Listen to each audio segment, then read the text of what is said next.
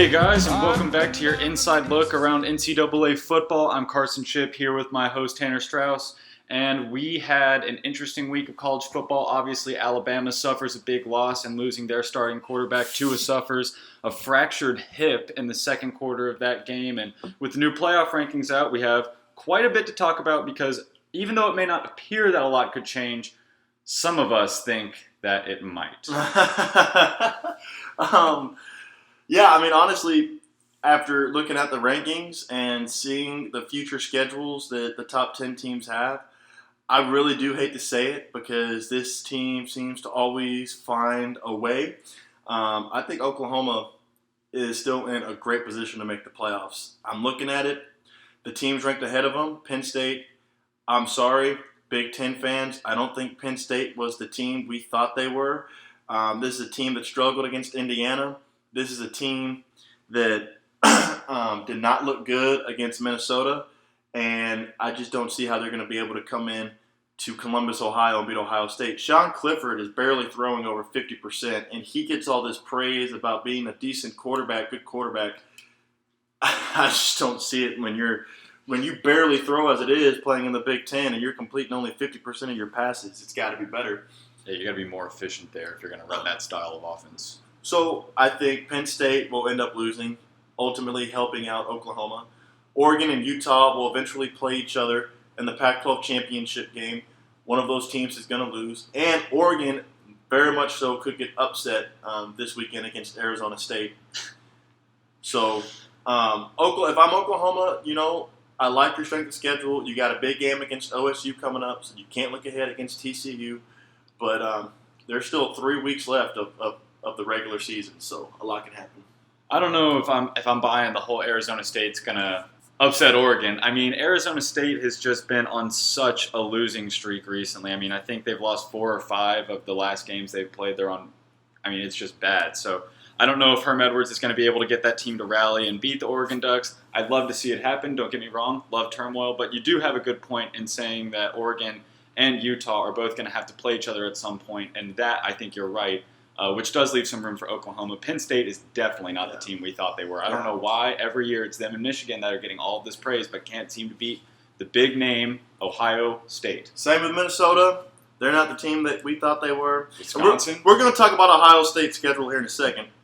But another thing that I want to talk about, really the only scenario I could see that could potentially leave out an Oregon, Utah, or Oklahoma team for that 4th playoff team is if Georgia ends up winning out and meets LSU at 11-1, and LSU is 12-0 in the SEC championship game. And if Georgia upsets LSU, obviously Georgia would get a bid, and I think LSU would still ultimately end up getting a bid because their strength of schedule, their wins, they have wins against Florida, they have wins against Auburn, they have wins against Alabama, and then I just don't see how the committee could leave them out. So that's the only case scenario I could see where Oregon or Utah or Oklahoma get left out. I think this is Alabama's last week in the top 5. They're certainly shooting themselves in the foot this weekend by playing Western Carolina. Definitely not challenging themselves when you have 2 games left to play in the season. And it's not just them in the SEC that does it. Everybody in the SEC does this kind of crap. And hopefully the committee recognizes that Alabama really hasn't played anybody or beat anybody.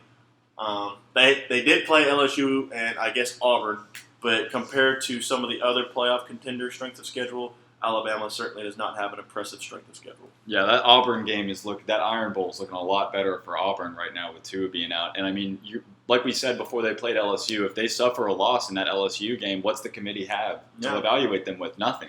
I mean, they're a team that kind of schedules these lofty games that they know that they're going to win because they're assuming that they're going to make it every year. It kind of feels like now. I mean, this is the point where you need to nut up and say, all right, we're going to go with a harder strength of schedule, just like LSU did, and we're going to win most of those games. Maybe not 1, maybe not 2, but we'll still give it our best shot. That way, if something happens and we have to work and hope to get in, we at least have the strength of schedule to back it up. Like LSU does. Say what you want about Texas. I know they certainly aren't the team we thought they were, but LSU scheduled a home with Texas. Texas had a lot of momentum going into this season after their win against Georgia last season in the Sugar Bowl. Mm-hmm. And it just kind of seemed like after that close loss to LSU, they started trending in the wrong direction. LSU, they scheduled Texas. Alabama, they scheduled Duke. This is not basketball. I do not care what you say. A game against Texas is going to look a lot better on your resume than a game against Duke. So I'm not going to feel bad for Alabama at all if they end up getting left out, which I certainly think they will. Even if Georgia ends up losing, I still think you got to put in a one-loss Pac-12 or Big 12 champion over a one-loss non-SEC Alabama team, especially an Alabama team who hasn't played hardly anybody all season. Yeah, I mean, and, you know, I like that you brought up the fact that they scheduled Duke. And even if Duke is having just this incredible year and is a one-loss team or an undefeated team, it doesn't remove them from the fact that they're in the ACC. Right. The reason Clemson isn't being looked at the way they are this year, like they were last year, as this incredible team that's just going to plow through everyone, ACC's having a down year. Is because the ACC is having a bad year. And if there's ever a conference to have one, I would put my money every year on either the Pac-12 or the ACC. Because at any given point, those conferences are just going down. The good thing, though, about Clemson and Ohio State, I will say this, even though I don't necessarily agree with their scheduling, Clemson and Ohio State are dominating their competitions and their conferences. So, you know, I do feel like Clemson and Ohio State, they'll both be in the playoffs, and I do feel like whoever they end up playing, it's Clemson and Ohio State. You know, they'll have the talent to contend, but we really don't know how good I feel like Ohio State is, just because really the teams they have played up to this point are not the teams we thought they were, and their best win all season could be against Michigan. All Ohio State and Clemson have to do is win out. Mm-hmm. That's easy. For them, in their conference, all they have to do is win out because, like you said, Penn State's not the team we thought they were. And Michigan, we all know how that game is going to go with Ohio State. And some of you guys might just be shaking your head at saying, well, Penn State has one loss and 9 wins. Those 9 wins they have are not against impressive teams. Idaho, Buffalo, Pittsburgh, Maryland, Purdue. They did get a good win on the road at Iowa. They did beat Iowa 17-12, and they beat Michigan, if you count Michigan as a good win. But then Michigan State, Indiana, they barely beat Indiana. So, I'm sorry, guys. I don't care really what anybody has to say. Penn State's strength of schedule, to me, is soft, and I think Ohio State is too.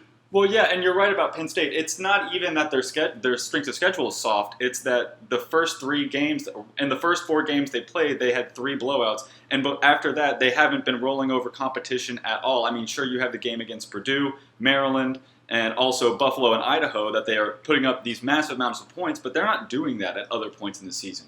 They're not plowing through their competition like an Ohio State would or like a Clemson would. There's no way. You're Penn State. You're about as close to a blue blood as you can possibly get. There's no way Indiana should just be able to hang with you in your backyard like that. There's no way. Maybe in basketball. So I want to talk about Ohio State's schedule because I'm sure some of you guys are calling me crazy too for saying they have for me saying that they have a weak strength of schedule.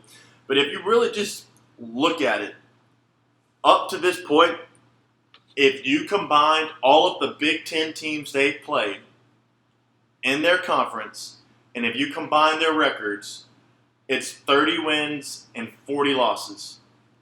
Indiana, Nebraska, Michigan State, Northwestern, Wisconsin, Maryland, and Rutgers have a combined record of 30 wins and 40 losses. And I saw this data the other day that said Ohio State strength of schedule was respectable. And they're going to get a lot of credit for this win against Penn State and a lot of credit for the game against Michigan. When, if you ask me, Michigan is not as good as people in the media make them seem to be, and same with Michigan State. And whoever Ohio State plays in the Big Ten championship game, they're going to get credit for beating them too. And whether if it's Minnesota or Wisconsin, those teams definitely aren't the teams we thought they were. Call me crazy, I don't care. I'm standing by what I say. No, you're right about that. And Michigan is always overglorified every year. And I feel like we address that frequently. And I don't see a reason why they should be 13. They're not in the hunt for a playoff spot. We know that they're probably going to lose both of their next games, or at least one of them.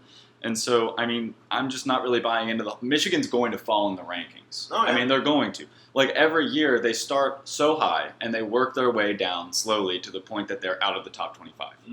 So, I mean, it's up to them.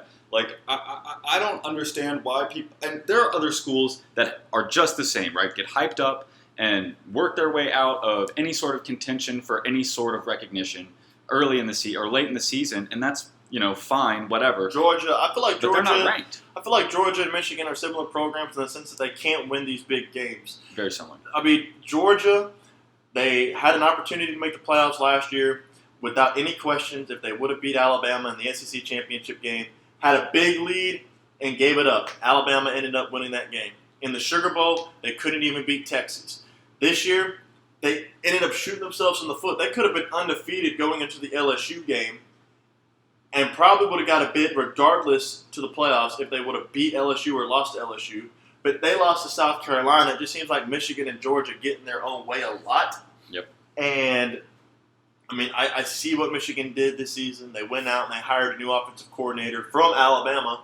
But I'm still seeing some very similar patterns with this Michigan team. Like, Michigan got a lot of credit for scoring a lot of points last week. They didn't play a good team last week. Michigan State, cool. It's a rivalry, but come on. I mean, I'm just sick of it. I'm sick of all the hype.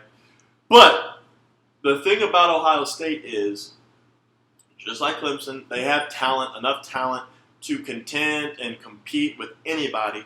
So once they do play these big games outside of the Big Ten, they have the talent ultimately to still match up with them and give them a good game.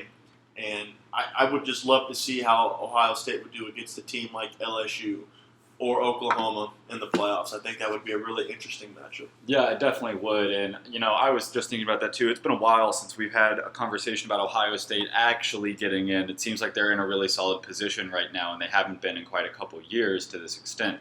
So, no bad losses. They did not F around this year and lose to a bad team. Obviously, they still have 2 games left. Anything is possible. But I mean, as of right now, I'd have my money on them being in as opposed to them being out. Oh, yeah. And it is exciting to think about what they're going to do against a big-name school like that. Are they for real? Are they a real program that we can respect? Or are they pretenders and just trying to show us that they can hang with the big dogs to get into the playoff? Right, yeah. So it's an interesting topic, and I think it's a topic that's worth talking about. People want to give Baylor all this crap for not beating anybody or playing anybody. Well, according to the committee, they have 2 wins against playoff teams. That's 1 more win than Minnesota has versus playoff teams. And if you count the win that Baylor had against Kansas State has been in and out of the playoff top 25 as well. So, I mean, I just don't get it.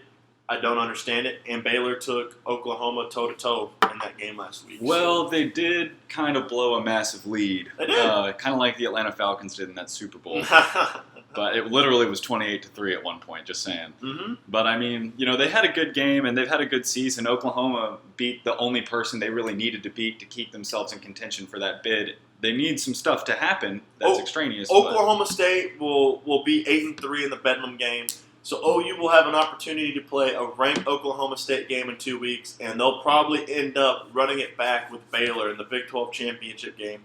So that'll be another, top 15 team that they'll have a chance to get another big win on. So if you're Oklahoma in the Big 12, there's still a lot to play for and a lot can happen. A lot to play for, especially now that Alabama's out of the mix. Oh, yeah. So anyways, guys, thank you guys for tuning in. It was a great week of college football this past week, and even though there's not as many big games on this week, still watch out for how those playoff teams do and look against competition. Yeah, and get ready for Championship Saturday, Championship too. Saturday. You know it. Yes, sir. Well, anyway, guys, you guys enjoy y'all's week and y'all's weekend, and have a great Thanksgiving. Thanks for giving us a listen. We'll see you next week.